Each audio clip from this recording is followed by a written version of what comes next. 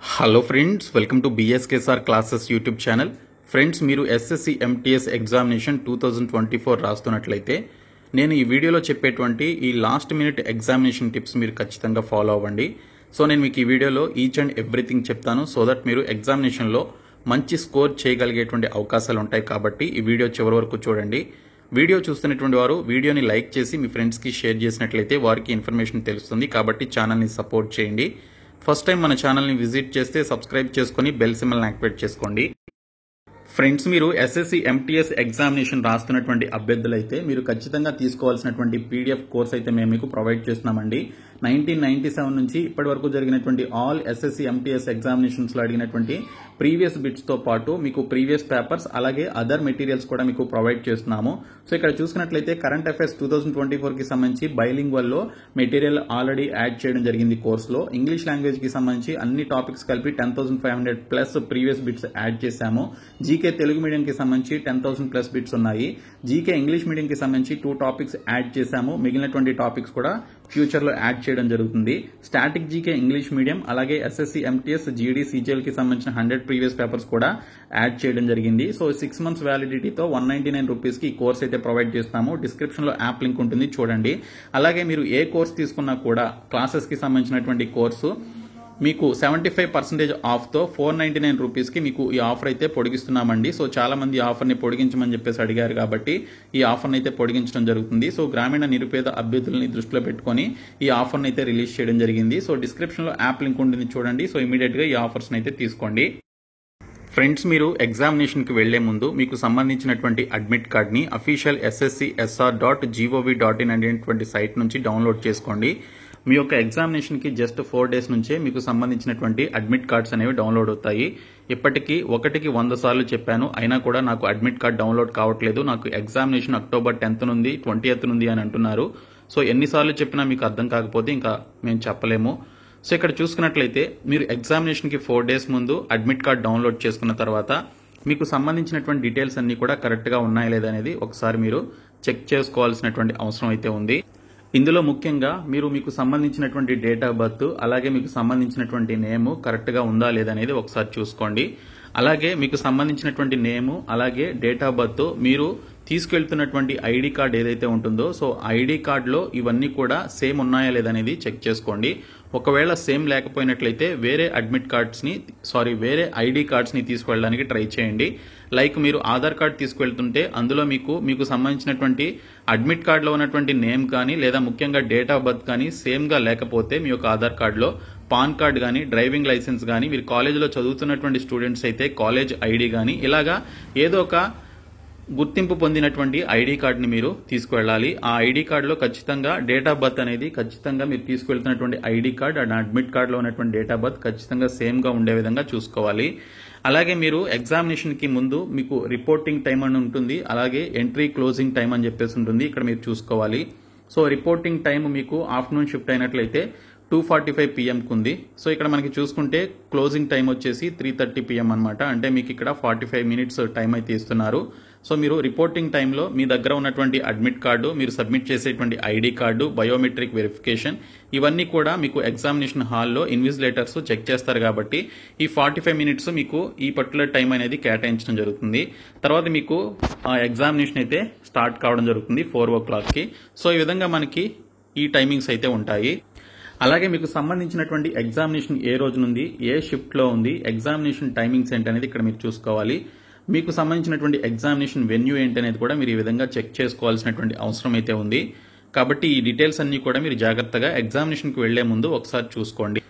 So మీ అందరికీ తెలిసిందే examination మనకి టోటల్ గా 4 టాపిక్స్ నుంచి వస్తాయి. సెషన్ 1 లో యాప్టిట్యూడ్ రీజనింగ్ నుంచి వస్తాయి. సెషన్ 2 లో general awareness and English language నుంచి రావడం జరుగుతుంది. సో ఇక్కడ నేను చెప్పేటువంటి డీటెయిల్స్ జాగ్రత్తగా చూడండి.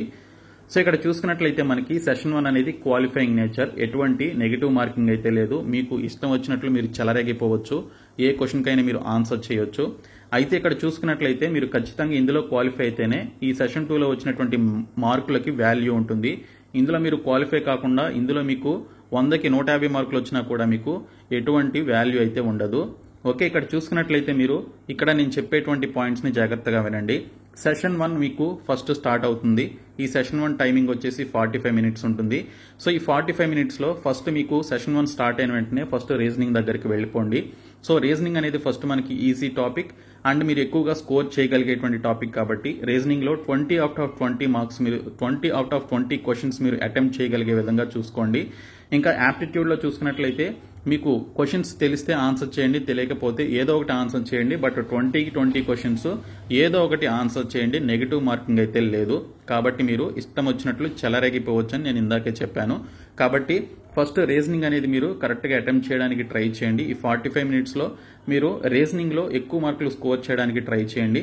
అలాగే యాప్టిట్యూడ్లో మీకు తెలిసినటువంటి క్వశ్చన్స్ అటెంప్ట్ చేయండి, తెలియనటువంటి క్వశ్చన్స్కి ఏదో ఒక గెస్ వర్క్ చేసి మీరు ఆన్సర్ అయితే చేయండి. సో మీకు ఈ 45 మినిట్స్ సెషన్ 1 కంప్లీట్ అయిన వెంటనే విత్ ఇన్ ఫ్రాక్షన్ ఆఫ్ సెకండ్స్లో మీకు సెషన్ 2 అనేది ఓపెన్ అవుతుంది. ఇప్పటికీ కూడా చాలా మంది సెషన్ 1 ఒక రోజు, సెషన్ 2 ఒక రోజు ఉంటుందా అని చెప్పేసి అంటున్నారు. చాలా మంది యూట్యూబ్ ఛానల్స్లో చాలా మంది యూట్యూబర్స్ నాలాంటి వాళ్ళు సెషన్ 1 సెషన్ 2 ఒకే రోజు ఉంటుంది, ఒకే షిఫ్ట్లో ఉంటుందని ఇప్పటికీ 100 సార్లు చెప్పినా కూడా ఇంకా అలాంటి డౌట్స్ అడుగుతూనే ఉన్నారు. స్టిల్ ఎగ్జామినేషన్ డేట్స్ వచ్చినా కూడా. సో అలాంటి వారు నిజంగా ఇలాంటి జాబ్స్కి అన్ఫిట్ అనమాట. కాబట్టి అలాంటి వారు ఎగ్జామ్స్ రాయకండి నా మాట విని.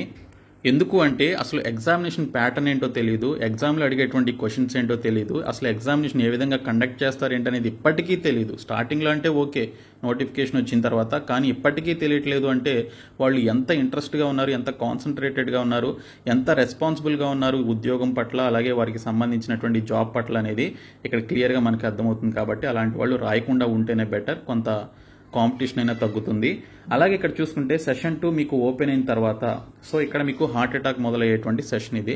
సో ఎందుకు అంటే మీకు ఈ పర్టికులర్ 25 క్వశ్చన్స్ ఏవైతే ఉన్నాయో సో టోటల్గా మనకి 150 మార్క్స్కి ఎగ్జామినేషన్ ఉంటుంది. ఇందులో మీకు వచ్చినటువంటి మార్కుల ఆధారంగానే మీకు మెరిట్ మార్కులు వస్తే మీకు జాబ్ వస్తుంది, లేదంటే మళ్ళీ మీరు నెక్స్ట్ ఇయర్ రాసుకోవాల్సిందే. సో ఇక్కడ చూసుకున్నట్లయితే మనకి జనరల్ అవేర్నెస్ ఇంగ్లీష్ లాంగ్వేజ్, దీనికి మనం ఎటువంటి పెన్ను పేపర్ యూజ్ చేయాల్సినటువంటి అవసరం లేదు. కాబట్టి మీరు క్వశ్చన్ చదివి దానికి ఆన్సర్ చేయాలి. సో ఈ ఒక్క తప్పు చేయొద్దు అని చెప్పేసి నేను థంబ్నెయిల్లో పెట్టాను. ఆ ఒక్క తప్పు ఏంటనేది ఇక్కడ చెప్తాను. సో ఇక్కడ మనకి చూసుకున్నట్లయితే ఈచ్ క్వశ్చన్ క్యారీస్ 3 మార్క్స్. మీరు ఈ సెషన్ 2లో మనకి నెగిటివ్ మార్కింగ్ ఉంది కాబట్టి ఆ నెగిటివ్ మార్కింగ్ ఎంత అండి, 1 మార్కు. మీరు ఒక క్వశ్చన్ రాంగ్గా పెడితే మీకు కరెక్ట్ అయినటువంటి మార్క్స్లో నుంచి 1 మార్కు పోతుంది. ఫర్ ఎగ్జాంపుల్కి ఒక క్వశ్చన్ కరెక్ట్గా పెట్టారు, సో మీకు 3 మార్కులు వచ్చాయి. ఒక క్వశ్చన్ రాంగ్గా పెట్టారు, మీకు 1 మార్కు పోయింది. ఇంకా మిగిలేదంతా మీకు 2 మార్కులు. కాబట్టి ఇక్కడ చూసుకున్నట్లయితే మీరు క్వశ్చన్స్ అటెంప్ట్ చేసేటప్పుడు మీకు ఆన్సర్ తెలియలేదా, దాన్ని better you should leave that question immediately. Okay, ఇమ్మీడియట్గా ఆ క్వశ్చన్ మీరు స్కిప్ చేసి నెక్స్ట్ క్వశ్చన్లోనికి వెళ్ళిపోండి. ముఖ్యంగా మీకు జనరల్ అవేర్నెస్లో చూసుకుంటే మీరు ఎంత చదివినా కూడా ఏదో ఒక కొత్తగా క్వశ్చన్ అయితే అడుగుతాడు మనల్ని.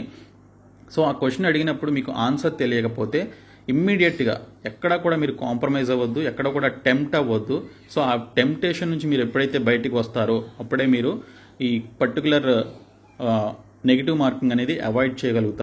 మీకు సంబంధించినటువంటి క్వశ్చన్స్ అటెంప్ట్ చేసేటువంటి యాక్యురసీ అనేది 90 నుంచి 95% మీరు మెయింటైన్ చేసే విధంగా చూసుకోండి. 90% తక్కువగా కూడా ఉండే విధంగా చూసుకోవద్దు. 90 to 95% యాక్యురసీ. అంటే ఇక్కడ యాక్యురసీ అంటే ఏంటో కూడా కొంతమంది తెలియకపోవచ్చు. యాక్యురసీ అంటే మీరు ఒక 10 క్వశ్చన్లు అటెంప్ట్ చేస్తే అందులో 9 క్వశ్చన్స్ గన్ షాట్స్ అయి ఉండాలి. అంటే 9 క్వశ్చన్స్ 100% కరెక్ట్ అనమాట. ఏదో ఒక క్వశ్చన్ రాంగ్ అయ్యే విధంగా ఉంటుంది. సో ఆ విధంగా మీరు 90 to 95% మీరు యాక్యురసీ మెయింటైన్ చేసే విధంగా చూసుకోండి. నెగిటివ్ మార్కింగ్ జోలికి అస్సలు వెళ్ళొద్దండి. మీకు తెలియనటువంటి క్వశ్చన్ని మీరు చీకట్లో బాణం వేద్దాం, ఓకే, చీకట్లో ఒక రాయేద్దాం అని చెప్పేసి అనుకోవద్దు. సో అలా అనుకున్నారంటే మాత్రం మీరు ఖచ్చితంగా లాస్ అవుతారు. కాబట్టి ఇక్కడ జనరల్ అవేర్నెస్ కానీ ఇంగ్లీష్ లాంగ్వేజ్ కానీ మీరు అటెంప్ట్ చేసేటప్పుడు మీకు క్వశ్చన్కి ఆన్సర్ తెలిపితే జస్ట్ ఇమ్మీడియట్గా టెంప్టేషన్ అనేది ఉండకుండా మీరు వెంటనే ఆ క్వశ్చన్ని స్కిప్ చేయండి. ఓకే, పోతే పోయింది ఆ క్వశ్చన్. ఒకవేళ మీరు పెట్టారనుకోండి, అది రాంగ్ అయితే ఏంటి, మీకు ఆల్రెడీ కరెక్ట్ అయినటువంటి క్వశ్చన్ నుంచి పోతుంది. తర్వాత మీకు రిజల్ట్స్ వచ్చిన తర్వాత మీరు అవి నెగిటివ్ మార్కింగ్ చూసి ఏడ్చేకంటే ఇప్పుడే మీరు వాటిని అవాయిడ్ చేయడం చాలా బెస్ట్ ఆప్షన్ అనమాట. కాబట్టి మీరు ఖచ్చితంగా ఈ ఒక్క తప్పు అయితే చేయొద్దు. యాక్యురసీ పర్ఫెక్ట్గా మెయింటైన్ చేయండి. చాలా జాగ్రత్తగా ఎగ్జామినేషన్ అయితే రాయండి. సో ఇక్కడ చూసుకున్నట్లయితే మనకి ఇలాంటి టెంప్టేషన్ని ఏ విధంగా మనం అవాయిడ్ చేయగలుగుతాం, అలాగే మనకి తెలియనటువంటి క్వశ్చన్ని ఏ విధంగా స్కిప్ చేయగలుగుతాము అంటే మనం ఎప్పుడైతే ప్రాక్టీస్ చేస్తామో ప్రీవియస్ పేపర్స్ కానీ లేకపోతే బిట్స్ ఎప్పుడైతే ప్రాక్టీస్ చేస్తామో దాన్ని బట్టి మనకి ఈ పర్టికులర్ హ్యాబిట్ అనేది వస్తుందన్నమాట, వాటిని అవాయిడ్ చేసేటువంటి హ్యాబిట్. సో మీ అందరికీ తెలిసిందే, మనం చాలా బిట్స్ అయితే ప్రొవైడ్ చేస్తున్నాము. 199 రూపీస్కి 6 months వ్యాలిడిటీతో ప్రొవైడ్ చేస్తున్నాము. సో దీనికి సంబంధించి యాప్లో మీకు కోర్స్ అయితే ఉంది. సో ప్రీవియస్ ఎగ్జామ్స్లో వచ్చినటువంటి క్వశ్చన్సే మనకి ముఖ్యంగా ఇంగ్లీష్ అలాగే జనరల్ అవేర్నెస్ నుంచి మనకి ఈ టాపిక్స్ నుంచే మనకి క్వశ్చన్స్ అనేవి రిపీటెడ్గా వస్తాయి. కాబట్టి అవి మీరు ఖచ్చితంగా ఎగ్జామినేషన్కి వెళ్ళేటప్పుడు ఫ్యూ డేస్ ముందు నుంచే మీరు వాటిని చదువుకోవాలని నేను గతంలో కూడా చెప్పాను.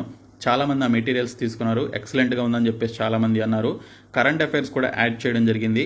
సో కరెంట్ అఫైర్స్ నుంచి మనకి 5 క్వశ్చన్స్ వస్తాయి. 5 into 3 15 మార్క్స్ మనకి రావడం జరుగుతుంది. సో కాబట్టి మీరు అది అస్సలు మిస్ చేసుకోవద్దు. జనవరి నుంచి ఆగస్టు వరకు ఉన్నటువంటి కరెంట్ అఫైర్స్ అన్నీ కూడా మనం ఈ జనరల్ అవేర్నెస్కి సంబంధించినటువంటి టాపిక్లో యాడ్ చేయడం జరిగింది. For both English medium and Telugu మీడియంకి సంబంధించి మీరు తీసుకునే వాళ్ళు ఉంటే ఇమ్మీడియట్గా తీసుకోండి. ఓకే, సో మీకు అది 100% హెల్ప్ చేస్తుంది. ఎగ్జామినేషన్ అయిన తర్వాత మీరే నాకు చెప్తారు. సో కాబట్టి ఇక్కడ చూసుకున్నట్లయితే మీరు ఫస్ట్ ఈ పర్టికులర్ సెషన్ 1లో రీజనింగ్ అటెంప్ట్ చేయండి, తర్వాత యాప్టిట్యూడ్ అటెంప్ట్ చేయండి.